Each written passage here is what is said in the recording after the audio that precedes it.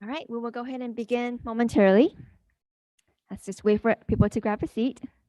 Oh, testing. Can you all hear me okay? Good? Awesome. We'll just wait for more people to come in to sit to the front of the room. All right. Yes. And the young people, yes, please sit towards the front too. Awesome.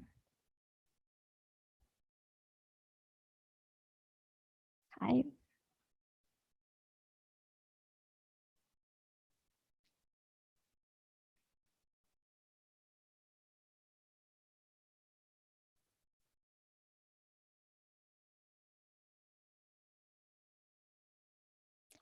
All right. Hello, ladies and gentlemen, dear friends and our viewers online. Good afternoon. We hope that you're having a good afternoon so far. Thank you for joining us today. My name is Polly, and Matthew and I, will be the host for today's session. This session will be the 2022 review of Taiwan's implementation of the 2 UN Human Rights Covenants and the Tai Ji Men FORB case, brought to you by Action Alliance to Redress 1219. In this session, we have scholars, we have human rights activists, and we have victims of Tai Ji Men case who will provide in-depth examination of Taiwan's implementation of the 2 international covenants, the ICCPR and the ICESCR, with an emphasis on human rights and religious freedom. Through these observations reports, the truth of the 25-year Tai Ji Men case will also be revealed, and its international implications will be discussed. The background on the Tai Ji Men case is that Tai Ji Men was among the victims of the 1996 crackdown on those religious movements that were accused of not having supported the ruling party in the presidential elections. It's the last act of Taiwan's post-authoritarian repression of independent spiritual groups. In 2007, the Supreme Court of Taiwan found Tai Ji Men not guilty of any charges and not guilty of tax evasion or any other charges, confirming that Tai Ji Men did not owe any tax, but Taiwan's Taxation Bureau continued to impose ill-funded tax bills that contradicted the Supreme Court's verdict. In 2020, based on these bills, sacred land of Tai Ji Men that was intended for the self-cultivation center was auctioned off and confiscated. The abuse of power of one prosecutor has led to nearly 26 years of human rights persecution, causing harm to the country, to the people, and to the Constitution. That is why, through today's session, it is the hope that the Taiwanese government to quickly rectify the fabricated Tai Ji Men case, to restore the reputation of Tai Ji Men's master and disciples, and to return the sacred land of Tai Ji Men so that democracy, the rule of law, and human rights can be protected. To begin today's session, we actually have prepared our youth volunteers, which was coming up to the stage and sing a song to express their aspiration and determination to protect human rights and to uphold peace. Let's welcome the volunteers in the song Human Rights for World Citizens. Welcome.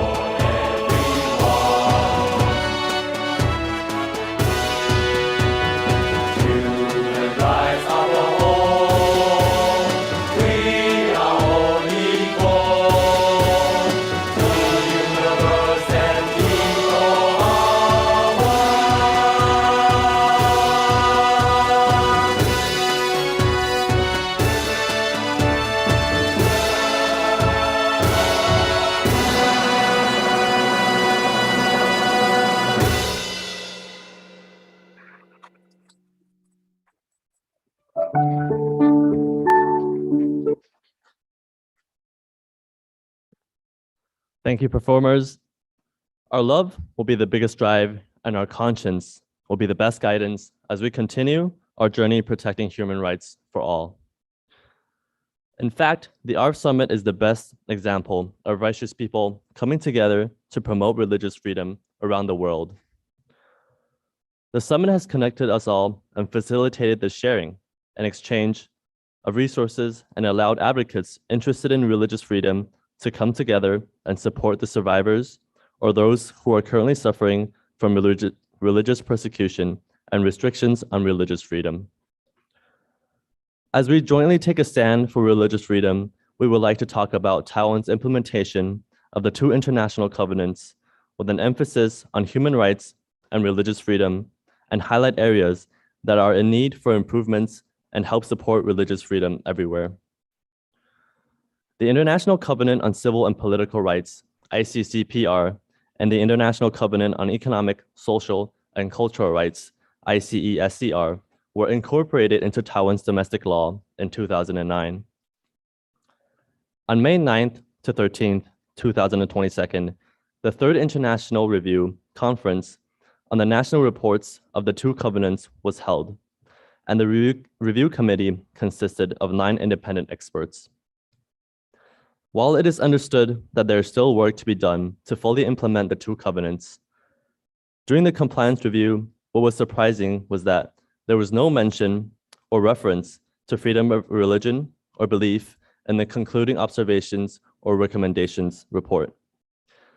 Let's take a look at the following video that takes us back to the review conference in May this year.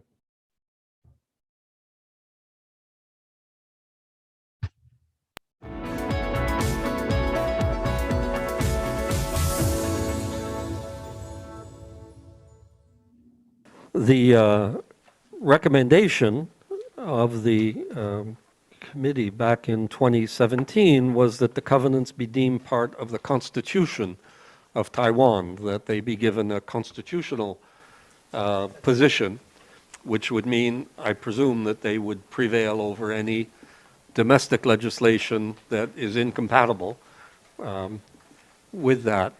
And it seems clear that's not what has happened. Because Taiwan cannot use this international complaint system, international communications. Yeah? If the domestic court does not solve, the victims in other countries, if they ratify optional protocol, they can still file individual communications to the Human Rights Committee or Committee on Economic, Social, and Cultural Rights. But Taiwan cannot do that. But there is no clear specific crime in the domestic criminal code of Taiwan.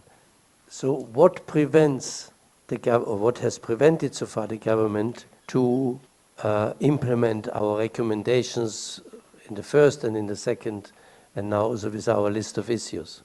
On the reply to the second list of questions, then it was said, as of March 29, 2022, a total of 410 applications have been accepted, of which 2 were further processed and transferred to the disciplinary court trial. So 410 applications, only 2 were further processed, and then not to a criminal court, but to the disciplinary court. So there is something fundamentally missing, wrong, and that I think there is no independent authority to investigate and prosecute torture. Otherwise, I cannot imagine why there are no consequences for torture that is obviously happening. Otherwise, there wouldn't be so many complaints about torture.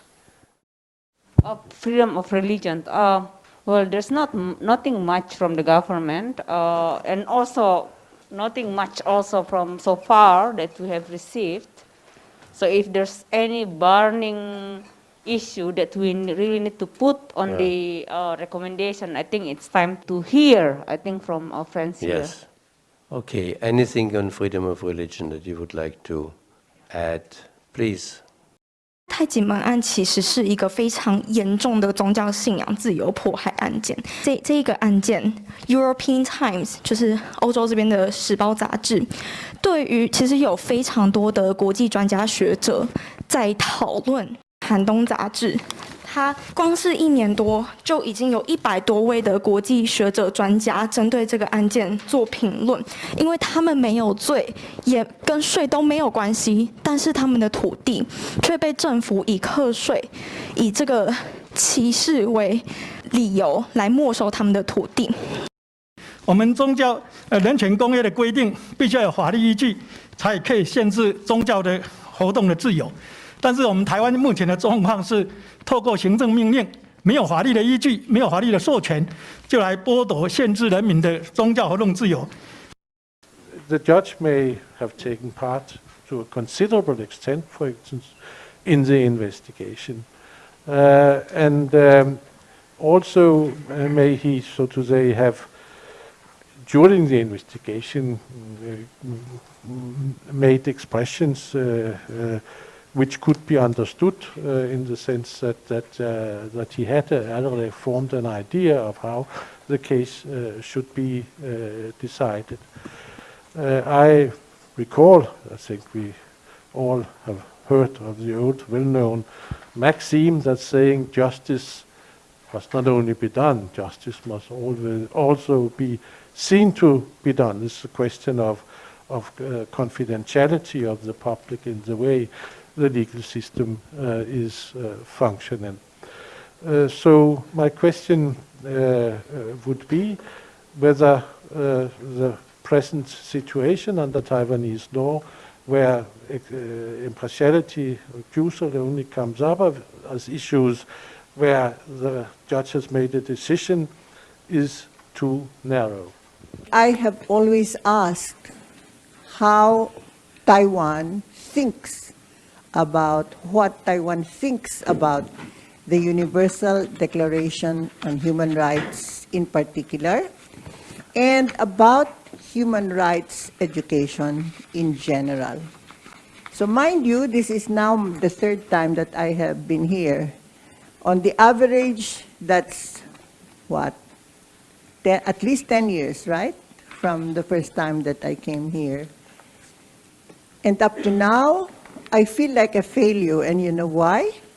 Nobody seems to be interested in the Universal Declaration of Human Rights. Without the Universal Declaration on Human Rights, there would be no International Covenant on Civil and Political Rights, nor would there be a covenant on economic, social, and cultural rights, and all the others that followed after. The two covenants have been in force in Taiwan for 13 years.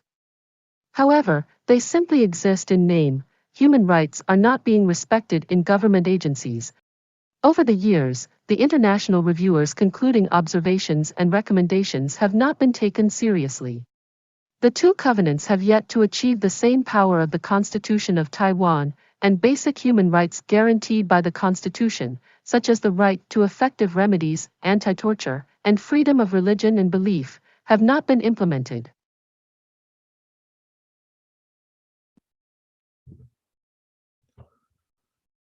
Indeed, through their understanding and review of the Universal Declaration of Human Rights is an important first step before extending into specific laws or regulations like the two covenants. In an article written by Dr. Massimo Introminia, published in the most recent issue of the European Times, he provided an examination of the two covenants, and this is the second time they have written articles on the Tai Ji Men case in the European Times. As you can see here,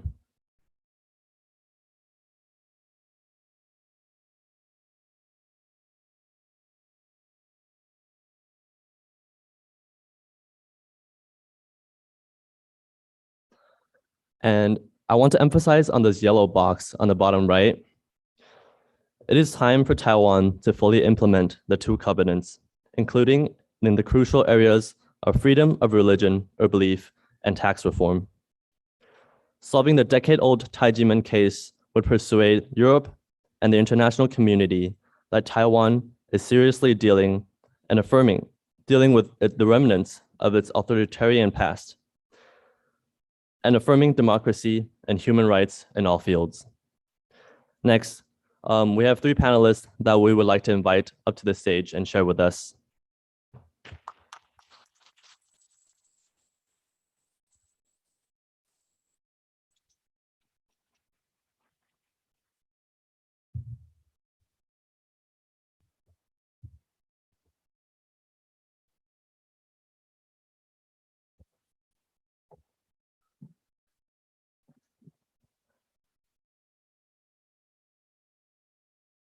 First, we would like to invite Charlotte Lee, a lawyer based in Taiwan, to examine further the implementations of the 2 covenants in Taiwan.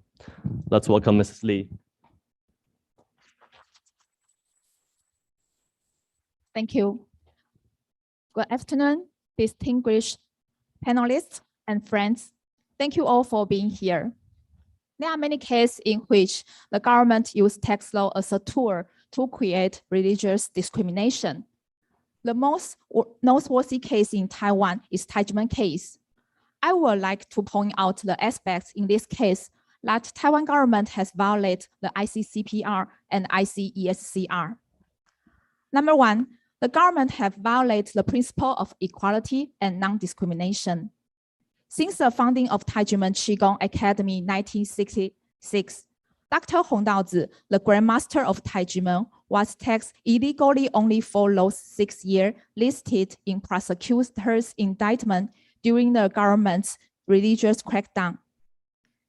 It is a traditional custom in martial art and religious community for a disciple to offer a red envelope to Shifu to show their respect and gratitude. The gift is tax exempt according to the law. In Taiwan, no master of the martial arts or religious group was taxed for accepting monetary gift from their disciple or follower. Without any legal basis and objective reason, the tax agency treats the monetary gift from Dizi to their Shifu differently for 6 years from other years. And the gift were treated differently for Tai Ji Men from other martial arts or religious group. This violates the principle of equality and non-discrimination under Article 2 of the ICCPR and ICESCR. Number 2, the government has violated the freedom of thought, belief, and religion. According to the Article 18 of ICCPR and the General Comments number 22, people's right to freedom of thought, belief, and religions should be fully protected, and the government must not infringe on these rights. Tai Ji Men is the ancient Menpai of Qigong, martial art, and self-cultivation that carry forward Taoist philosophy. Tai Ji Men Dizi agree with Shifu's idea of purifying people's heart and decided to follow him to practice Qigong and cultivate their hearts and help the world in the hope of reaching the spiritual home. Although Taiwan Supreme Court had declared that Tai Ji Men defendants innocent of all charges, including tax evasion or violation of the tax code, the sacred land, which is a cultural heritage and religious center, was illegally auctioned off and transferred into state possession. The religious development is hindered because of the unjust tax collection. Tai Ji Men Dizi's freedom of thought, belief, and religions are violated. Number 3, the government has violated Tai Ji Men members' right to cultural engagement. Carry forward thousands of years culture of Qigong and martial art.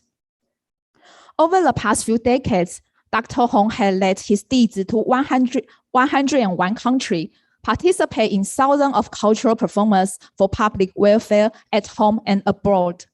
So Tai Ji Men is also a cultural group for public welfare.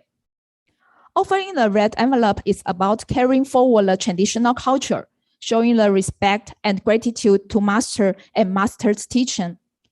That also shows Tai Ji Men Dizi agreement with their Shifu's idea of promoting traditional culture. However, the tax agency treats traditional custom of a Dizi's voluntary gift to Shifu as a business transaction. That has distorted the cultural custom and belief. Taiwan's tax agency completely goes against the ICCPR and ICESCR violating Tai Ji Men's right to cultural engagement. Number 4, the government has violated Tai Ji Men's right to a fair trial. In 2019, the tax agency finally corrected the tax for the red envelope to 0 for 5 out of 6 years, but the tax bill for 1992 remains. However, the tax bill for 1992 is no different from other years. When the 1992 tax bill was heard by the High Administrative Court, the judge had complete preparation procedures, but the judge was then transferred to the Supreme Administrative Court. When Zhang Menren appealed his case, the judge again handled this case and ruled against Zhang Menren. Since the judge completed the entire substantive preparation procedure in the pretrial, she should have recused herself. According to the General Comment number 32 on Article 14 of the ICCPR, everyone has the right to a fair and open trial by an independent and unbiased court. The recusal doctrine, people's right to appeal to a higher court, are all essential to a fair trial. The general comments require that a judge should not be influenced by his personal prejudice when making a judgment and should not predetermine his judgment in the case. Therefore, the court decision violated the ICCPR, so it was an invalid decision in the first place. Number 5, the government has violated non-cultural treatment.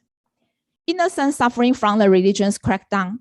In Tai Ji Men case, the prosecutor's investigation involved the use of the cruel, humiliating treatment and punishment on Zhang Menren and Di Zi, such as exhausting interrogation lasting longer than 24 hours, throwing the files, banging the table, shouting, threatening Di Zi for their safety of their loved ones, and demanding Di Zi make up accusation.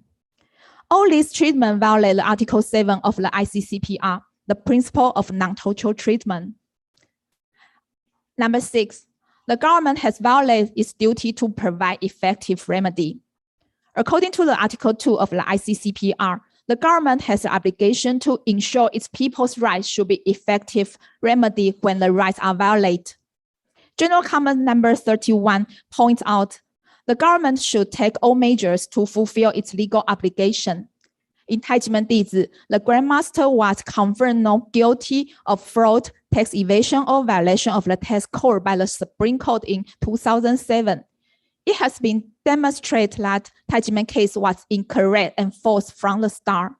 However, the persecution continued for 26 years. This has violated the government's obligation to provide effective remedy.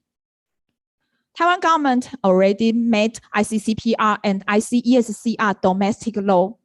The government has obligation to implement the human rights protection per the international standard. We urge Taiwan government to stop the persecution immediately, redress the Tai Ji Men case, return the land of Tai Ji Men, and realize the human rights protection. Thank you very much.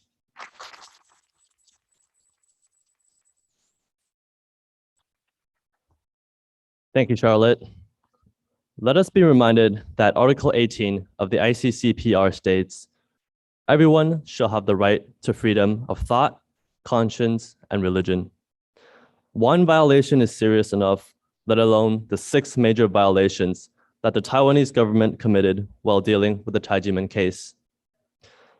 In addition to Charlotte's point number 5, inhumane treatments that violate human dignity, Dr. Hong and Mrs. Hong also faced the illegal freezing of all assets, leaving them with none for basic living standards. The rogue bureaucrats repeatedly pressured the city into shutting off water and electricity at various Tai Ji Men academies, used the media to broadcast false information, and threatened to detain more people, leaving Tai Ji Men Di Zi in unending desperation.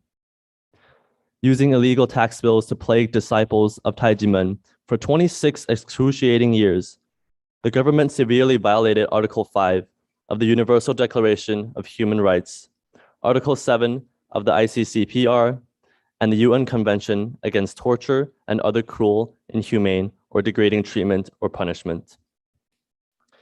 I am a part of the youth generation that people talk about, and as I am learning more about the Tai Ji Men case, I know that this is not the kind of government I want to live under, being at risk of cultural persecution for something I am passionate for. Growing up in Taiwan, a nation that was often referred to as the beacon of democracy in Asia, I'm not just afraid, but also very disappointed at the level of religious and cultural oppression.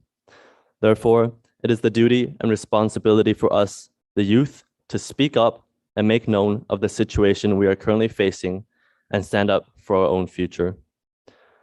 We are thankful for a group of international scholars and experts who have devoted so much of their time and efforts to help Tai Ji Men seek justice.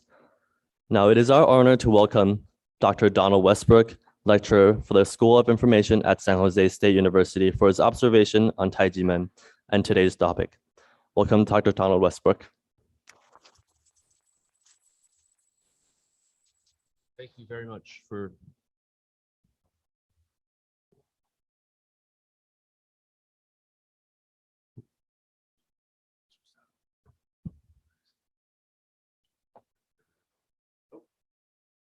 we will get this right. All right, thank you so much. Thank you very much for having me at this important event at IRF. You know, it's an honor to join in solidarity with colleagues, activists, and Tai Ji Men friends in showing my support for this group in a time of need. Earlier this year, I had the pleasure of actually visiting the Tai Ji Men Academy in Walnut, California, with Maso Intervini and others, and got to speak in person, and were joined by others remotely as we toured and gained an even deeper understanding of the beliefs, practices, and community of this group from the Dizzy themselves. We also enjoyed, similar to today, a cultural and martial arts presentation. And, you know, I'm not a lawyer or a human rights activist, and I come to you today primarily as a religious studies scholar and a teacher who is very disappointed about the ongoing injustice in Taiwan with respect to this case. I say this with respect to the tax case, certainly, but also in light of confiscated sacred land in Taiwan and the clear infringement on human rights and religious freedom. The UN Declaration of Human Rights, Article 18, is quite clear, as many here know quite well. That, quote, everyone has the right to freedom of thought, conscience, and religion. This right includes freedom to change his religion or belief, and freedom either alone or in community with others and in public or private to manifest his religion or belief in teaching, practice, worship, and observance, end quote. But making this a lived and legal reality, needless to say, can be an entirely different matter. As others here have already addressed in connection to Taiwan's domestic implementation of two human rights covenants. In particular, the failure to adequately address freedom of religion or belief and the rights of taxpayers is disappointing as much as it is perplexing. And the prejudice and discrimination that Tai Ji Men members have experienced in Taiwan when protesting their tax case is simply unacceptable in a country that seeks to be a modern democracy in the fullest sense. So in addition to my training and teaching in religious studies, I have a background actually in library and information science, believe it or not, and regularly teach courses in historical research to future librarians, archivists, museum studies professionals, and others in a way that often emphasizes what we call the need for information literacy. And this is a vitally important skill set, no matter what your personal or professional background, especially in our fast-paced digital age of information and misinformation. But there's also such a thing, of course, as religious literacy. And many scholars of religion have written in this area and about the need for literacy about spiritual and religious groups, whether old or new. So for me, one of the first steps toward religious literacy, or you can think of cultural literacy even perhaps, is to seek to understand the worldview of a particular group. So its beliefs, its practices, its rituals, its communities, its scriptures, et cetera, according to the members of the group itself, in order to best understand that particular religion or philosophy on its own terms, right? So of course, it's also useful and indeed necessary, I think, to research as widely as possible, bring in as many perspectives as possible. But for me, this focus on the group is a fundamental and empathetic starting point. Fortunately, Tai Ji Men has made this sort of process really easy for us with its many public events like this one, opportunities for engagement, a strong social media presence. Check that out if you haven't. and a growing number of publications for newcomers to learn even more. And one excellent example is actually a book that came out called Embodying the Wisdom of Tai Chi, Achieving Inner Peace and Balance, which features testimonials from a wide variety of members. I recommend it for an even greater understanding of the psychological and spiritual benefits that Tai Ji Men members have achieved at various stages of life. I think it's kind of a good way to focus back on the individual. It's also significant as a way to better humanize the dizzy and their legal struggle, I think. And after all, at the end of the day, after discussions of legalities and taxation, after the protests, after IRF, after we all go back home, Tai Ji Men is a community of individuals who seek freedom and protection in the face of persecution, like so many others in our world who are seeking peace, inner growth, and transformation for self and society. So, I really look forward to continuing to support Tai Ji Men here in the United States and also in Taiwan, if ever needed, as the dizzy continue to battle against injustice and battle against misunderstanding and battle against intolerance. Thank you so much.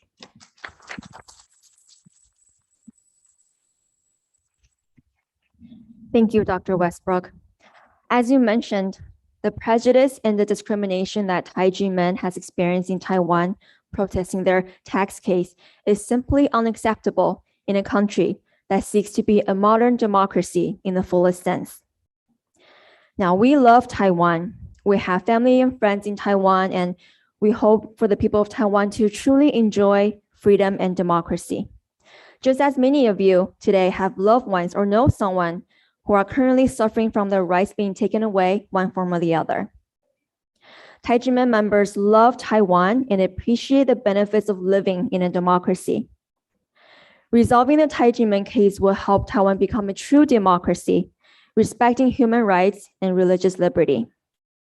Next, also a great honor to welcome Mr. Alex Amicirelli, President of European Federation for Freedom of Belief. Mr. Amicirelli would like to share his thoughts and extensive studies on the Tai Ji Men case. Welcome.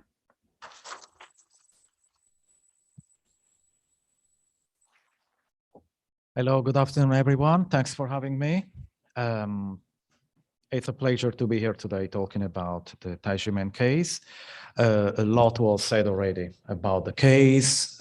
Donald gave his remarks on the case. And we watched a very interesting video as well, which in some way summarized also the work done by the international experts in the review of the implementation of the international covenants. I think we need some, because a lot was said already, I would like to go a few steps back and what are the international covenants on human rights? In the 40s, there was a big war, and the Western countries mainly, with the United Nations, adopted and proclaimed the Universal Declaration of Human Rights, which was universal in the aspiration, in the principles, but it was not universal as such, because it was only adopted by a part of the world.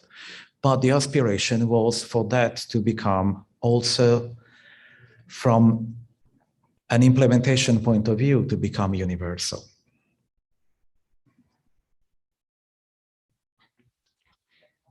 "8th of May, 1945, Victory Day in Europe. It was 8th of May in the West, but it was 9th of May in the East. This year, 9th of May, there was the meeting in Taiwan for the review of the implementation of the international covenant. So that's an important date also from an historical point of view. The two international covenants come to the world after very long works, which lasted 18 years. So the aspiration for the Universal Declaration to become universal required 18 years of work in the United Nations to convert what was a simple declaration of principles into law. So we have an international corpus of legal instruments protecting human rights, which primarily include the two covenants, but they also include a long series of other documents. We are talking about the international human rights system, but there are also regional systems in Europe, in America, and in Asia as well. Taiwan, because of the history of Taiwan and the very complex circumstances that have characterized Taiwan, Taiwan is not part of the family of the United Nations, nor is it part of the ASEAN group. So basically, Taiwan is out of the world from this point of view, but Taiwan is part of the world. And it's a very lovely country, which I had the pleasure to visit, and where I was invited to teach a course in human rights, minorities, and freedom of religion. The implementation of the international covenants in Taiwan is something completely voluntary. So we must appreciate the efforts of the Taiwanese authorities back in 2009 to say we want to transport the content of the international covenant into our domestic legal system. That's really important. That's a very big step that Taiwan took in terms of progressing towards being a full democracy. None of us is here to blame the Taiwanese government. We are here as very hopeful people, hoping that things may change in future. A few years ago, I wrote an article on forgiveness and compassion. It's very important for the people from Tai Ji Men to forgive those responsible for the persecution of Tai Ji Men in Taiwan.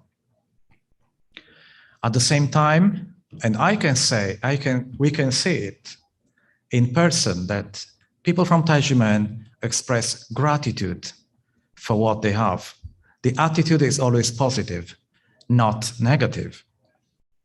Compassion and hope are also part of the daily life of Tai Ji Men and of the teachings of Dr. Hong that I really had the pleasure to meet the other day. But forgiveness, gratitude, compassion, and hope need to be put into practice with a clear commitment. And that's the reason why we are here today. Commitment.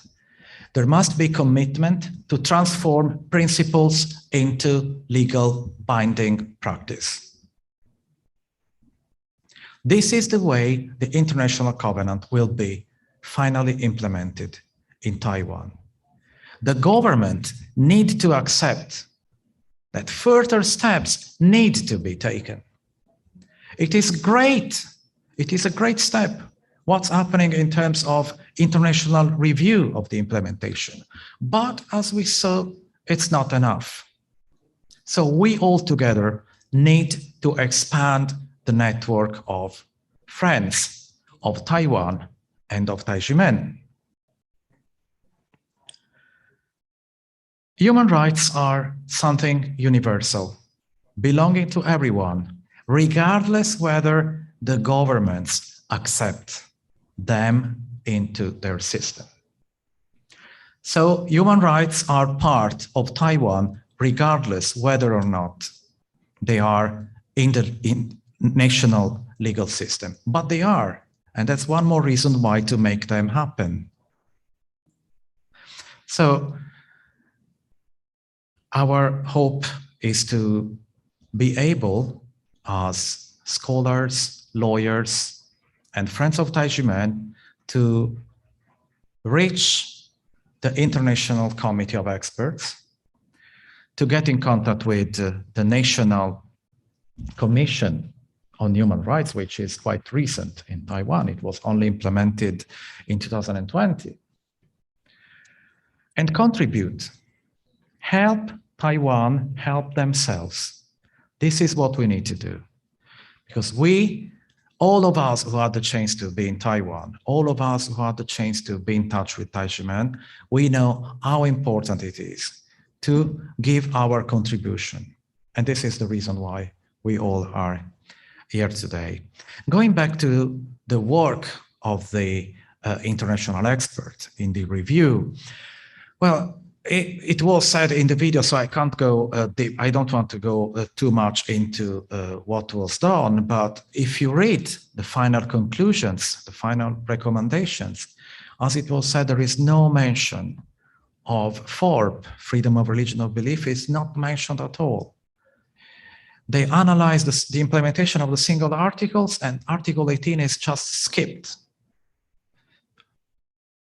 That's not a very good point. We acknowledge that freedom of religion and belief, the implementation of freedom of religion and belief in Taiwan is at a very good standard. It is. We cannot deny that there are churches, temples, traditional religions, and also non-mainstream religions are operating in Taiwan. But the case of Tai Ji Men is one too many. There must be no discrimination. So even one case is too much. There must be no discrimination of any kind. So we will keep working with our monthly seminars, publications and books. Down on the table, you will find some publications with very interesting articles and contributions. And what I really appreciate of Tai Ji Men is the involvement of the young people, the focus on the positive. Because the work of Tai Ji Men is to spread love and peace, not negativity. So positivity is also helping Tai Ji Men doing their own work. And this is what I'm very happy to do with all of you. If there are any questions, I'm very happy to answer any questions or, yeah. Thank you very much. Thank you. Thank you so much, Alex, for your remarks, as well as for your companionship in seeking the end to the 25-year-long persecution. Indeed, there must be commitment to be transformed into principle, into legal binding practice. We as people can help promote this change by paying attention and for speaking up. Therefore, we call upon the Taiwanese government once again to quickly rectify the fabricated Tai Ji Men case, to restore the reputation of Tai Ji Men's master and disciples, and to return the sacred land of Tai Ji Men so that democracy, the rule of law, and human rights can be protected. And now I would like to open up the floor to see if there's any questions, comments from our audience. If there's anything that come up later that you would like to learn more about the case, you can talk to any of our panelists here or volunteers, or simply visit our website, taijimencase.org. Now, on the first day of the summit, something that was said during the Civil Society Congress is the idea that the persecuted have to help each other, support each other, and rely on each other. I find that notion really set the tone for this summit. And it's beautiful to see that on the last day of the summit, our bond has strengthened, and we have made so many new allies. So we want to sincerely thank you all again. If you have visited our exhibit in the last 2 days, you have probably been introduced to our petition calling for a solution for the Tai Ji Men case. This is drafted by Dr. Massimo Introvini, Managing Director for the Center for Studies on New Religions, and Rosita Sorte, European Federation for Freedom of Belief. As stated in the petition, we join Tai Ji Men in respectfully asking the government in Taiwan, whose commitment to democracy in a region plagued by non-democratic regime we appreciate and applaud, to return through a political act the confiscated sacred land to Tai Ji Men, and publicly confirm that, as Taiwan Supreme Court stated, they never violated the law nor evaded any taxes. And now I would like to invite our panel to actually join us for the petition signing ceremony. So please stand up and let's make some room for the guests.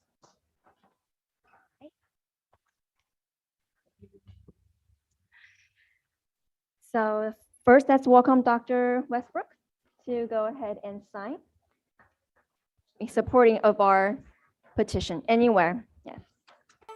Human rights are our natural endowment, and conscience is.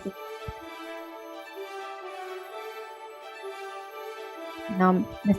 Kelly, we hope to take our collective demand to the Taiwanese government to take that small but crucial step so that the world know that Taiwan is truly committed to freedom of religion and belief. And we welcome Ms. Lee. Thank you. And now we would like to invite Mr. Jason Liu to come up on the stage for a group photo, representative of Tai Ji Men. So let's go ahead and.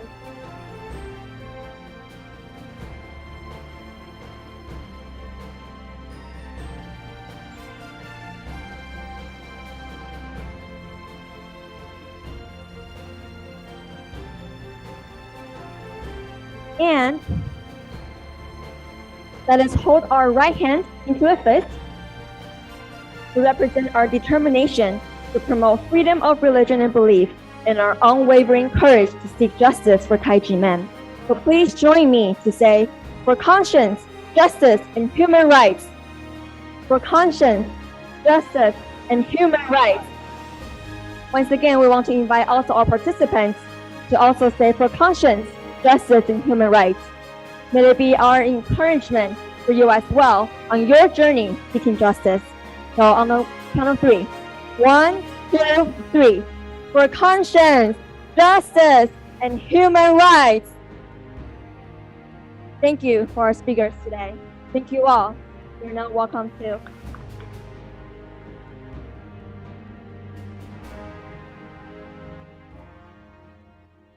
Actually, today is such an important day, and we would like to invite all of our audience to stay because as people we want to continue to encourage people to follow the calling of their conscience in order to change the world. World citizens have to really come together as one. The youth who have joined the summit are the futures of the world. And now they would like to sing for you their aspiration for peace and pay tribute to the outstanding leaders here for your long-term efforts. We look forward to more intergenerational cooperation to pass on the love and make a world a better place. So now please enjoy We Can Change the World.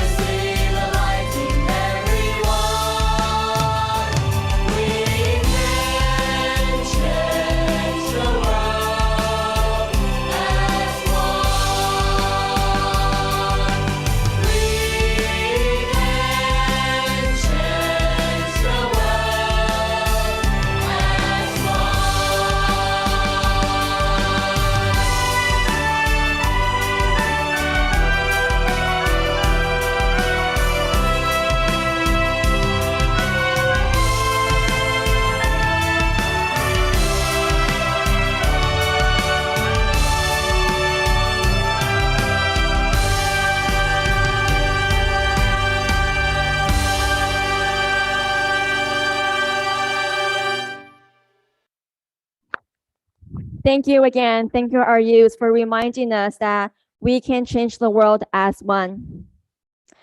Our faith is truly the power and energy that motivates our hearts. It can be extremely powerful. That is why many experts' work is commendable and respectable, because you are protecting cultures that nourish the heart and in turn make our cultures great.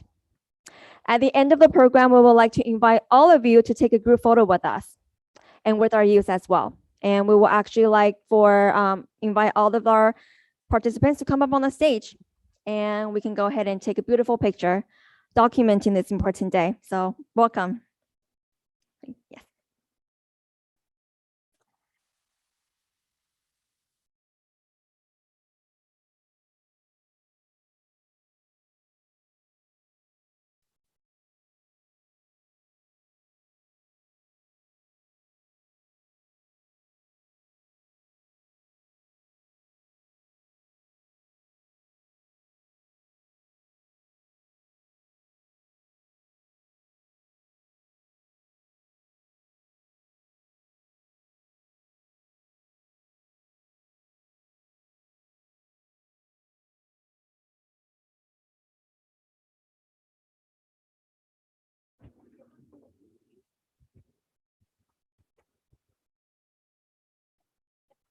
Yeah, let's come forward to the table.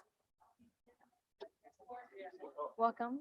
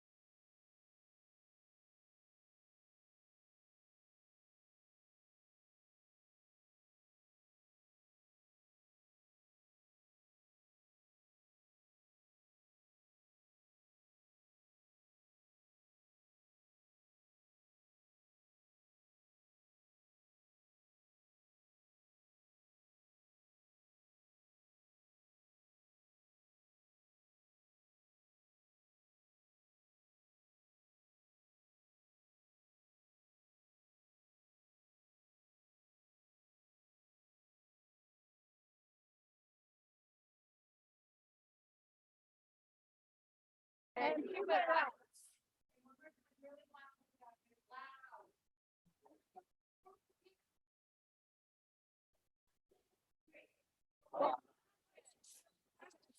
And human rights.